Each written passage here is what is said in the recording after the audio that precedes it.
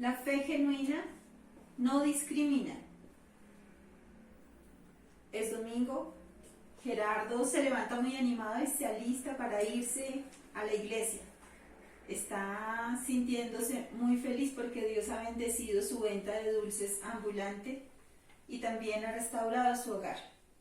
Llega muy temprano y quiere hacerse en las sillas de adelante porque tiene un testimonio que compartir. Sin embargo, ese domingo también llega un invitado especial a la iglesia, inesperado, un personaje público. Llega con sus guardaespaldas, así es que hay que sacar a Gerardo de allí para que se siente el dignatario Enrique Peñalosa.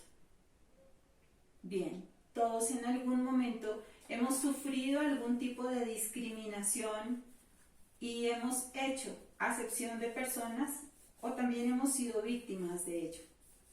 Vamos a compartir la palabra de Dios el día de hoy y en primer lugar quisiera que tengamos en cuenta que para que nosotros evitemos hacer acepción de personas es muy importante obrar con equidad. La carta de Santiago en el capítulo 2, les invito a que me acompañen en los primeros 7 versículos. Hermanos míos, que vuestra fe en nuestro glorioso Señor Jesucristo sea sin acepción de personas.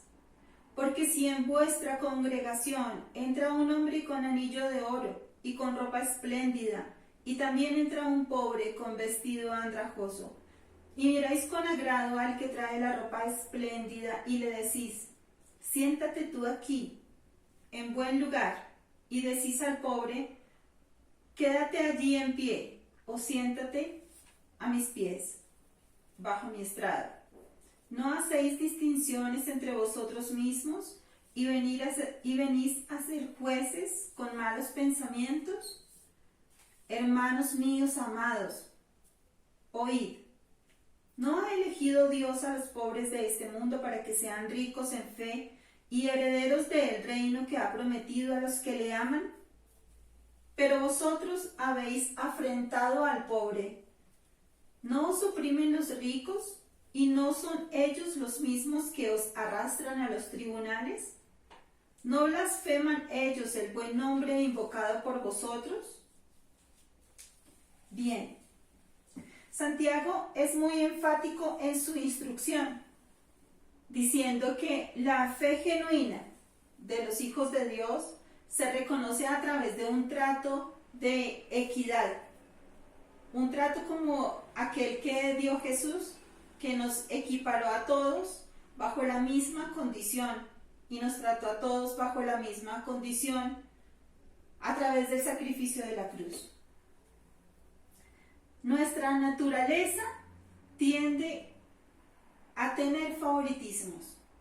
Nosotros tenemos siempre un dualismo en el cual nos debatimos y estamos siempre, naturalmente, teniendo unas preferencias y una parcialidad en el trato con las personas, dependiendo muchas veces de cuánto saben de la Biblia, de su nivel académico, de su nivel socioeconómico. Así es que también nosotros actuamos muchas veces con esta parcialidad.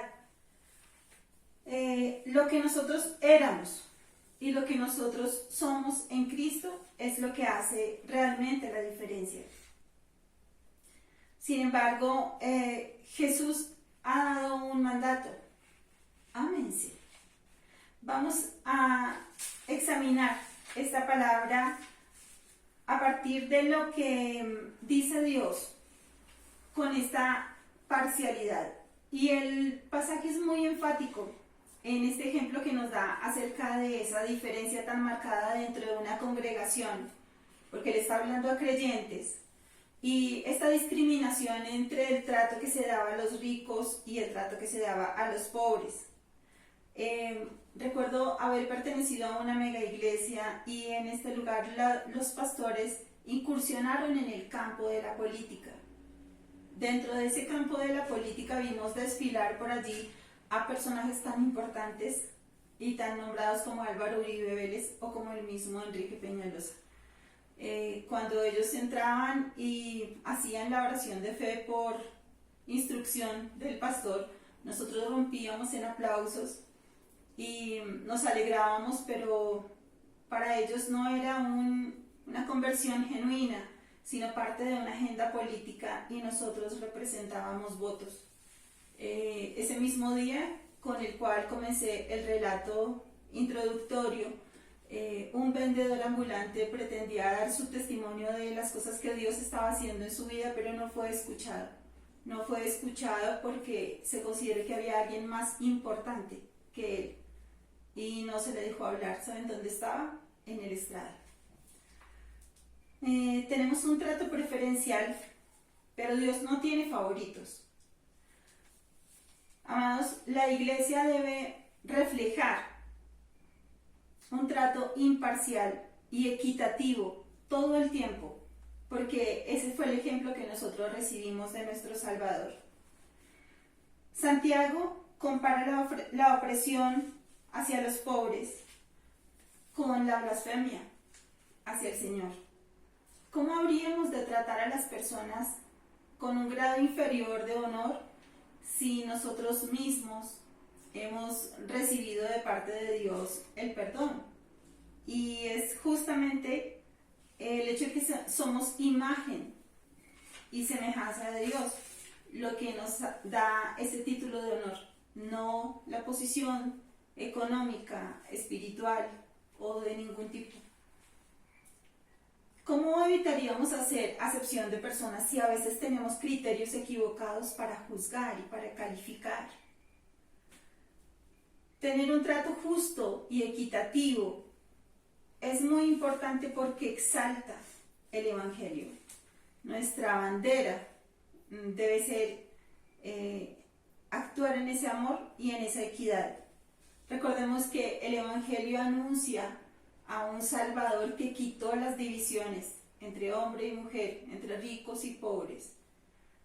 Esas divisiones que quitó Jesús, nosotros no somos quien para volverlas a colocar. No sé, en el caso de cada uno de nosotros, ¿quién preferimos nosotros que predique el domingo? ¿Quién prefiere que cante en el momento de la alabanza? ¿Con quién le gusta sentarse o quién prefiere que se siente a su lado? ¿Con quién prefiere orar o trabajar en un grupo? Reflexionemos acerca de esto, porque no solo es importante tener un trato equitativo hacia los demás. En segundo lugar, también es muy importante amar con dignidad. Santiago hace un eco de Mateo capítulo 22, versículo 39, cuando dice acerca del amor, que nos amemos unos a otros. Veamos en el capítulo 2, el verso 8 dice: si en verdad cumplís la ley real conforme a la Escritura, amarás a tu prójimo como a ti mismo, bien hacéis. Pero si hacéis acepción de personas, cometéis pecado y quedáis convictos por la ley como transgresores. Porque cualquiera que guardare toda la ley, pero ofendiere en un punto, se hace culpable de todos. Porque el que dijo, no cometerás adulterio, también ha dicho, no matarás. Bien. El mejor modelo para este punto de amar con dignidad es Jesús. Jesús no hizo distinción entre los cananeos, el centurión romano, la prostituta, el ladrón, el vendedor ambulante, el hijo pródigo. No, Jesús equiparó a todos amándolos con la misma dignidad. Hubo una persona muy especial que pude conocer en un estudio bíblico. Yo hacía el estudio bíblico en su casa, y esta persona a veces se extendía un poco más la enseñanza y esta persona tenía que irse para abrir su negocio a las 6 de la tarde. Su negocio era un bar y estábamos ubicados en una cuadra en donde al salir teníamos que pasar por allí y era a veces un poco incómodo pasar por el negocio que era un bar y ya había clientes allí. Ella salía a despedirse y nosotros íbamos con nuestras Biblias. Así es que Dios me confrontó acerca de la duplicidad que estaba teniendo en esta circunstancia, porque no estaba viéndola a ella, sino los hechos de una persona que estaba comenzando a conocer el Evangelio y no estaba viendo los hechos de Dios en su vida. Así es que ella necesitaba ser amada con dignidad. Si no hubiera entendido esa lección de parte de Dios en ese momento, me hubiera perdido verla como la puedo ver hoy en día, como una mujer transformada y con una familia que le sirve al Señor. A veces nos olvidamos que nosotros llegamos al trono del Señor, que llegamos allí en la misma condición. Todos llegamos por una fe y una gracia salvadora, no por nosotros mismos, no bajo ninguna condición prerequisito para entrar. Sin embargo, cuando vemos que se van a asignar ministerios en las iglesias, no encontramos que se le dé al joven con piercing o con tatuajes y cabello largo la posibilidad de manejar el ministerio de jóvenes. Tampoco se le da la posibilidad a una persona separada de dar una charla para parejas en su iglesia, ni tampoco dejamos que el exconvicto maneje las finanzas de la congregación, ¿verdad? Entonces decimos, está muy bien que se arrepientan, pero nosotros no les damos un lugar de privilegio porque pretendemos que sea bajo nuestro propio estándar. Tenemos favoritismo si no amamos con dignidad, ¿verdad? Como lo enseñó el Señor. Entonces, no solamente debemos ser equitativos, que vimos en el punto número 1, no solamente debemos amar con dignidad, sino que también hay algo muy importante y es que hay una ley de la que habla Santiago y es la ley de la libertad. Entonces, en tercer lugar, vamos a ver que Santiago dice que debemos hablar y proceder conforme a la ley de la libertad. Santiago capítulo 2, el verso 12 y 13, los invito para que me acompañen en la lectura. Dice, porque el que dijo no cometerás adulterio también ha dicho no matarás. Ahora bien, si no cometes adulterio, pero matas, ya te has hecho transgresor de la ley.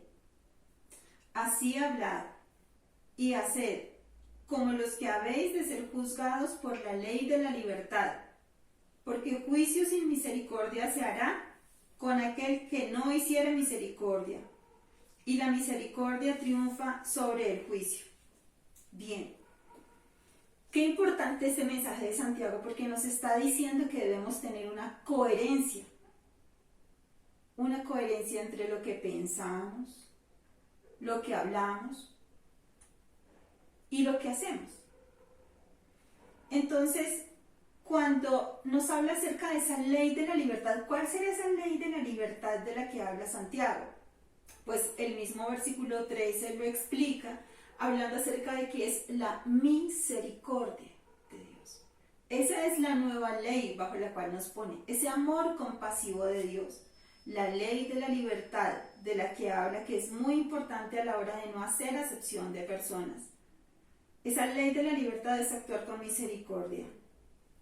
Quiero referirles un ejemplo acerca de un sicario que fue contratado para quitarle la vida a otra persona en medio del conflicto armado de nuestro país.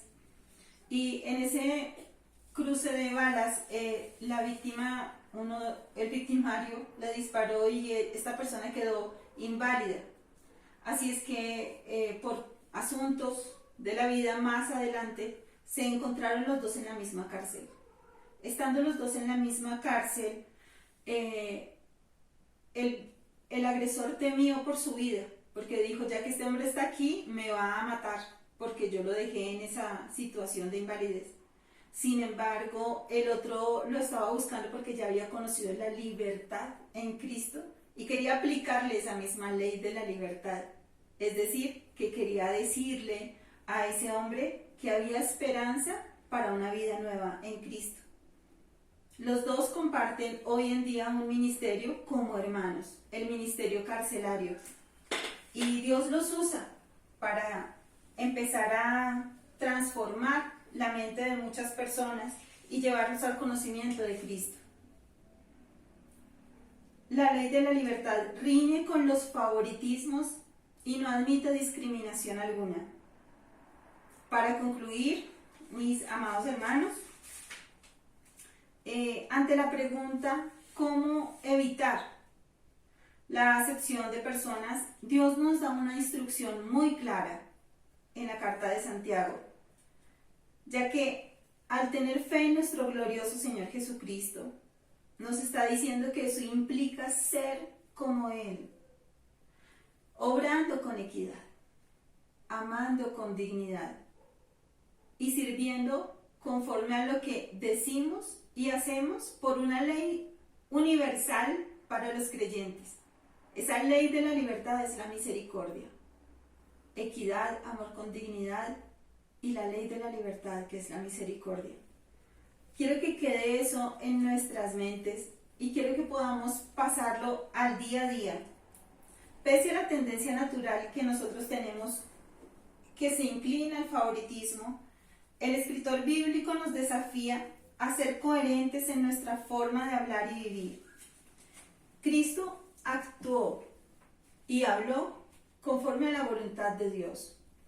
Cristo nos da el principal ejemplo para decir, es posible vivir una fe sin hacer acepción de personas. ¿Quieres aceptar el desafío? Entonces vamos a orar y a darle gracias a Dios en este momento.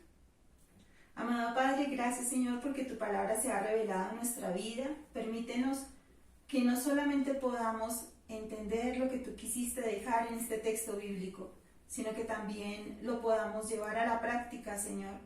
Evitar los favoritismos y la parcialidad y no tener acepción de personas. Tener una fe genuina, Señor. Una fe que puede tratar a los demás con equidad, Señor. Que puede amar con verdadera dignidad y que puede actuar conforme a la nueva ley de la libertad que es la misericordia. Gracias por tu misericordia, amor, Señor, al acogernos a nosotros como tus hijos. En el nombre de Cristo Jesús hemos orado. Amén. Amén.